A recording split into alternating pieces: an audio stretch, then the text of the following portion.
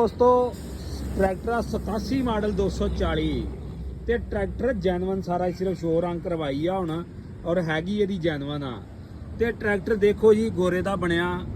ਆਖਿਓ ਕਿਤੇ ਕੋਈ ਲੀਕ ਹੋਵੇ ਚੈੱਕ ਕਰੋ ਜੀ, ਕਿਤੇ ਉਹ ਲੀਕ ਨਹੀਂ। ਟਾਇਰ ਇਹਨੂੰ ਪੈਂਥਰ ਪਾਵਰ ਦੇ ਪਵਾਏ ਗਏ ਨਵੇਂ ਮਗਰਲੇ, ਔਰ ਅਗਲੇ ਵੀ ਇਹਨੂੰ ਪੈਂਥਰ ਦੇ ਪਾਏ ਗਏ ਆ। 1,37,000 ਦੇ ਟਾਇਰ ਪਏ ਨਵੇਂ ਇਹਨੂੰ। ਤੇ ਬਾਕੀ ਇਹਦੀ ਫਰੰਟ ਜਾਲੀ ਦੀ ਗੱਲ ਕਰੀਏ ਤਾਂ ਉਹ ਵੀ ਇਹਦੀ ਭਾਈ ਜੈਨੂਅਨ ਆ। ਸਿਰਫ ਆ ਸ਼ੋ ਇਹਨਾਂ ਨੇ ਰੰਗ ਕਰਵਾਈ ਆ ਹੁਣ।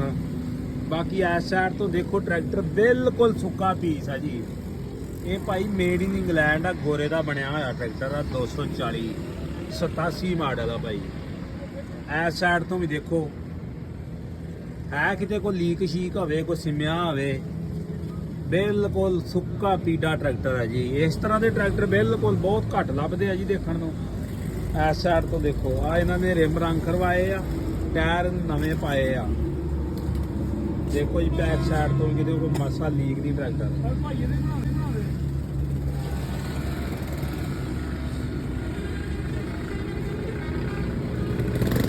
ਬਾਕੀ ਮੁਕੰਮਲ ਇਹਦੀ ਦੋਸਤੋ ਲੁੱਕ ਚੈੱਕ ਕਰੋ।